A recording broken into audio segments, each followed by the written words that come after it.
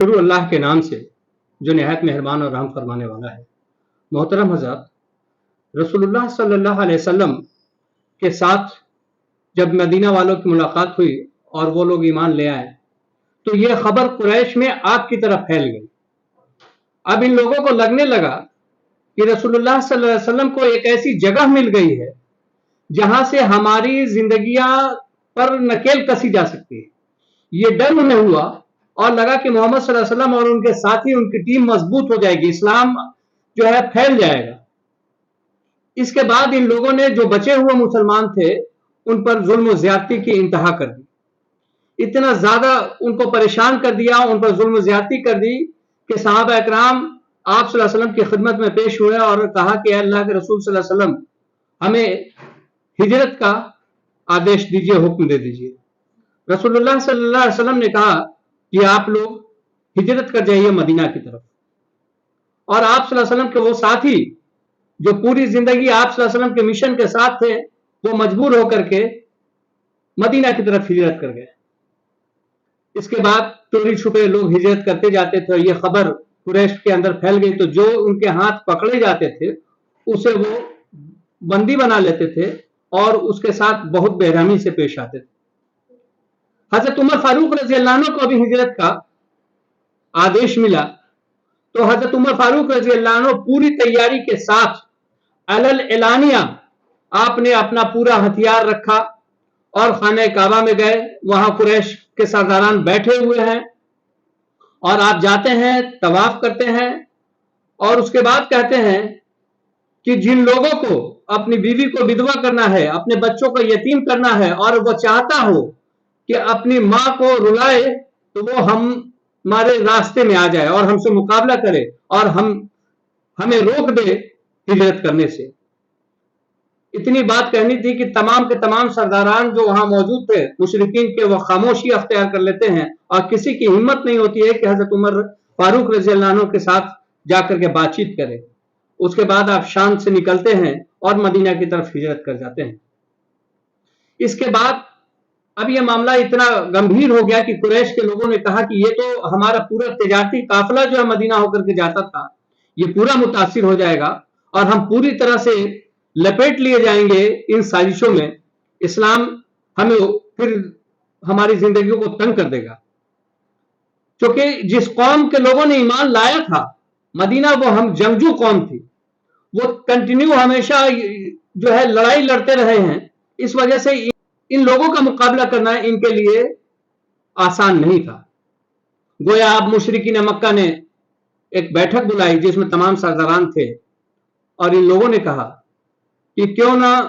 कोई ऐसी तदाबीर निकाली जाए कि नबी अकरम सल्लल्लाहु अलैहि वसल्लम को खत्म कर दिया जाए, नौजुबिल्लाह। उन लोगों ने उनके कत्ल का मंसूबा के लिए वो बैठक बुलाई। तमाम लोगों ने कहा कि कुछ ऐसा करते हैं कि नबी अकरम सल्लल्लाहु अलैहि वसल्लम को कहीं दूर ले जाकर छोड़ देते हैं। किसी ने कहा कि इनको इनकी हाल पर छोड़ दो, मक्का से जाने नहीं दो। किसी ने कुछ कहा, गोया मुख्तलिफ जो है मशवरे आए, लेकिन तमाम मशवरों पर एक इत्तफाक राय नहीं बन पाई। लास्ट में अबू जहल बोलता है कि क्यों ना ऐसा किया जाए कि रसूलुल्लाह सल्लल्लाहु अलैहि वसल्लम को कत्ल किया जाए और कत्ल ऐसा किया जाए कि तमाम जो सरदारान कुरैश हैं, तमाम कबीले जो हैं, उनसे एक मजबूत नौजवान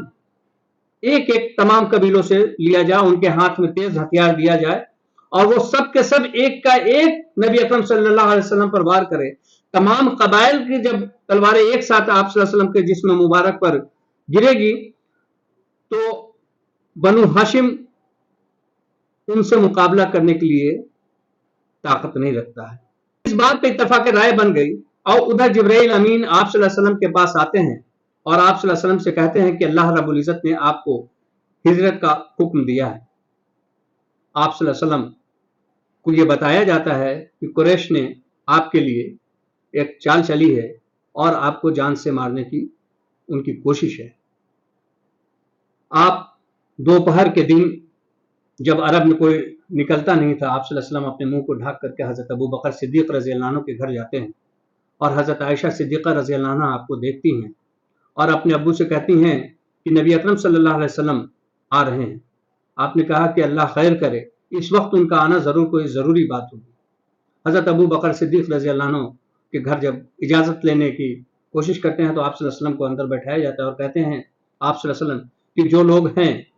ان لوگوں کو کہیے ذرا الگ ہو جائیں۔ کہا کہ یہاں آپ کے گھر والے ہی ہیں، اس کے علاوہ کوئی نہیں ہے۔ تو رسول اللہ صلی اللہ علیہ وسلم نے فرمایا کہ اللہ نے ہجرت کا حکم دے دیا ہے۔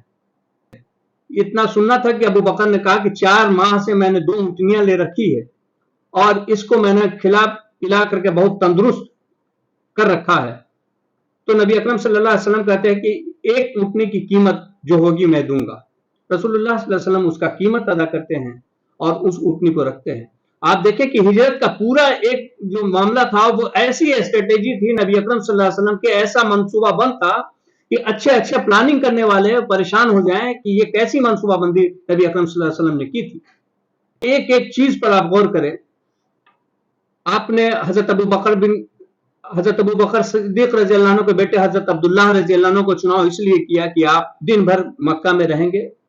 اور ان کے ساتھ وقت بتائیں گے اور جو ہلچل ہوگی، جو باتیں ہوں گی، وہ آپ صلی اللہ علیہ وسلم تک لے جا کر کے پہنچائیں گے۔ ابو بکر رضی اللہ عنہ کے غلام، آزاد کردہ غلام تھے، ان کو یہ ذمہ داری دی گئی کہ آپ جب یہ جائیں گے تو آپ ان کے پیچھے بکریاں لے کر کے جائیں گے، بکریوں کا ایک ریوڑ لے کر کے جائیں گے تاکہ وہ نشان جو پیروں کے ہیں وہ ختم ہو جائے۔ حضرت ابو بکر رضی اللہ عنہ کی بیٹی حضرت آسمہ رضی اللہ عنہ کو یہ ذمہ داری دی گئی کہ آپ کھانا لے کر کے، کھانے کا سامان لے کر کے جائیں گے، جبکہ وہ حاملہ تھی، اس لیے کہ حاملہ ہے کوئی شک نہیں کرے گا کہ اتنی اونچی اتنی دوری پر وہ گئیں۔ آپ صلی اللہ علیہ وسلم نے راستے کے ماہر کو ہائر کیا تھا جو دوسرے راستوں سے ان کو مدینہ پہنچا سکے، اور انہی کے ہاتھ میں دونوں اونٹ دے دی تھی کہ جب ہم بلائیں گے تو آپ مقام پر آ جائیں گے۔ یہ پوری اسٹریٹجی تھی۔ جنوب کی طرف رسول اللہ صلی اللہ علیہ وسلم نے حضرت ابو بکر رضی اللہ عنہ سے کہا کہ ہم لوگ چلیں گے۔ ابو بکر رضی اللہ عنہ نے کہا کہ مدینہ تو دوسری طرف ہے، الٹی جانب ہم کیوں جائیں گے؟ آپ صلی اللہ علیہ وسلم نے کہا کہ جنوب کی طرف جائیں گے۔ اس کے بعد آپ صلی اللہ علیہ وسلم واپس آتے ہیں، حضرت علی رضی اللہ عنہ سے بات چیت کرتے ہیں اور کہتے ہیں کہ آج رات آپ میرے بستر پر سوئیں گے اور میری چادر اوڑھ لیں گے، اور کل صبح جب آپ اٹھیں گے تو جن لوگوں کا امانت میرے پاس ہے ان لوگوں کی امانتیں آپ ان کو لوٹائیں گے۔ آپ ذرا غور کیجئے نبی اکرم صلی اللہ علیہ وسلم کی اس ذات پہ کیسی صفت اللہ رب العزت نے ان کے اندر رکھی، کیا خوبی تھی کہ جو لوگ آپ کے جان کے دشمن تھے انہی کا مال آپ کے پاس تھا، اور لوگ جو آپ کے دشمن تھے، جو آپ کو بھلا برا کہتے تھے، وہی آدمی آپ اپنے مال کو آپ کے پاس رکھتا تھا کہ آپ سے بہتر امانت دار کوئی نہیں تھا۔ رسول اللہ صلی اللہ علیہ وسلم نے ان کے مال کو چاہتے تو لے جا سکتے تھے، مال کی تنگی تھی، باوجود اپنے جان پر کھیل کر کے اپنے بھائی کی جان کو داؤ پر لگا کر کے آپ نے کہا کہ آپ اس کی امانت کو واپس کریں گے مکہ والوں کو، جن لوگوں کا ہے، اور آپ نے ایک ایک آدمی کے بارے میں بتایا کہ ان کا اتنا مال ہے۔ یہ دیانتداری، ایمانداری، یہ صداقت اور کہاں ہو سکتی ہے؟ پوری دنیا، پوری کائنات میں اس طرح کی باتیں آپ کو دیکھنے کو نہیں ملے گی جو نبی اکرم صلی اللہ علیہ وسلم کی سیرت سے آپ کو سمجھنی چاہیے کہ ایسی حالت میں بھی آپ جو ہے اس مال کو لوٹانے کے لیے تھے۔ اس کے بعد حضرت علی رضی اللہ عنہ کو حکم دیتے ہیں کہ آپ میرے بستر پر سو جائیں گے، اور حضرت علی رضی اللہ عنہ آپ کے بستر پر سو گئے، اور آپ کے چاروں طرف گھر کے لوگ گھیرے ہوئے تھے کہ نبی اکرم صلی اللہ علیہ وسلم جیسے نکلیں گے، کیونکہ عرب کے اندر یہ بات بہت معیوب سمجھی جاتی تھی کہ گھر کے اندر کوئی حملہ کیا جائے، تو نبی اکرم صلی اللہ علیہ وسلم کو یہ لوگ دیکھ رہے تھے کہ آپ جیسے ہی گھر کے باہر نکلیں گے تو نبی اکرم صلی اللہ علیہ وسلم نے جب نکلنے کا ارادہ کیا تو ان کے آنکھوں پر اونگ طاری ہو گئی، اور یہ تمام وہی کھڑے رہے، اور لیکن نیند کی غلبے کی وجہ سے نبی اکرم صلی اللہ علیہ وسلم جب نکلے تو وہ دیکھ نہیں پائے۔ اللہ نے ان کی دیکھنے کی صلاحیتوں کو سلب کر دی اور آپ ان کے سامنے سے نکل گئے، اور کسی کو یہ احساس نہیں ہوا کہ نبی اکرم صلی اللہ علیہ وسلم نکل گئے ہیں، گویا ان پر ایسی نیند طاری ہو گئی۔ جیسے ہی ان لوگوں کو محسوس ہوا، ان لوگوں نے جھانک کر کے دیکھا کہ اچھا سوئے ہوئے نبی اکرم صلی اللہ علیہ وسلم، یہ سمجھ رہے ہیں کہ ان کی بستر پر وہ سوئے ہوئے ہیں۔ صبح ہوئی جب حضرت علی اٹھے بستر سے تو ان لوگوں نے دیکھ کر کے حیران ہو گئے، تمام لوگ جو مشرکین مکہ تھے وہ آئے، ان لوگوں نے دیکھا کہ بھائی اب چلتے ہیں دیکھنے کے لیے، نبی اکرم صلی اللہ علیہ وسلم کا کام تمام ہو گیا ہوگا، لیکن دیکھ کر کے حیران، اب پوری پیچھے لگی، پورے مکہ کے سرداران لوگ پیچھے لگے، کھوجنے لگے کہاں گئے، اور آپ صلی اللہ علیہ وسلم غار شور میں نبی اکرم صلی اللہ علیہ وسلم اور حضرت ابو بکر صدیق رضی اللہ عنہ غار شور میں جا کے چھپ گئے، اور غار شور میں داخل ہونے سے پہلے حضرت ابو بکر رضی اللہ عنہ اندر داخل ہوتے ہیں، سب کی صاف صفائی کرتے ہیں، دیکھتے ہیں کہ کوئی نقصان دینے والی چیز تو اللہ کے رسول صلی اللہ علیہ وسلم کو نہیں ہے۔ اس کے بعد جب اطمینان ہو جاتا ہے تب آپ صلی اللہ علیہ وسلم کو اندر بلاتے ہیں اور تمام مکہ کے سرداران کھوج رہے ہوتے ہیں، پریشان ہیں کہ نبی اکرم صلی اللہ علیہ وسلم کہاں چلے گئے. اور آخر میں جب غار ثور کے پاس کچھ لوگ پہنچتے ہیں تو نبی اکرم صلی اللہ علیہ وسلم سے حضرت ابو بکر کہتے ہیں کہ اے اللہ کے رسول صلی اللہ علیہ وسلم، میرے ماں باپ آپ پر قربان، کہ اگر انہوں نے اپنے پیروں کی طرف بھی دیکھا تو ہم نظر آ جائیں گے، ہم دکھائی دے دیں گے. اور نبی اکرم صلی اللہ علیہ وسلم کافی اطمینان کے ساتھ کہتے ہیں کہ اے ابو بکر، تمہارا کیا خیال ہے اس بارے میں جو دو ہوں اور ان کا تیسرا حامی مددگار اللہ ہو. گویا نبی اکرم صلی اللہ علیہ وسلم کے ساتھ ان دو کے علاوہ اللہ رب العزت تھے جو اس بات کو دیکھ رہے تھے. اور اتنی عقل ان لوگوں کی اللہ رب العزت نے مار دی کہ وہ نیچے جھانک بھی نہیں سکے، کہ یہ خیال نہیں کر سکے کہ غار ثور میں بھی ہم ایک بار دیکھ لیں، اور وہاں غار ثور کے دروازے سے یہ لوگ واپس چلے آئے اور نبی اکرم صلی اللہ علیہ وسلم کو نہیں ڈھونڈ پائے. رات کو حضرت عبداللہ بن ابو بکر رضی اللہ عنہ جاتے تھے، تمام باتیں کہتے تھے. حضرت اسما جاتی تھی، کھانا پہنچاتی تھی، اور آپ کے غلام جاتے تھے اور بکریوں کو لے کر کے جاتے تھے اور وہاں دودھ پلاتے تھے، اور پھر وہ واپس انہی راستے سے چلے آتے تھے. کوئی نشاندہی جو ہے نہیں ملی. بعد میں جب حالات شانت ہو گئے، مکے والوں کو لگا کہ اب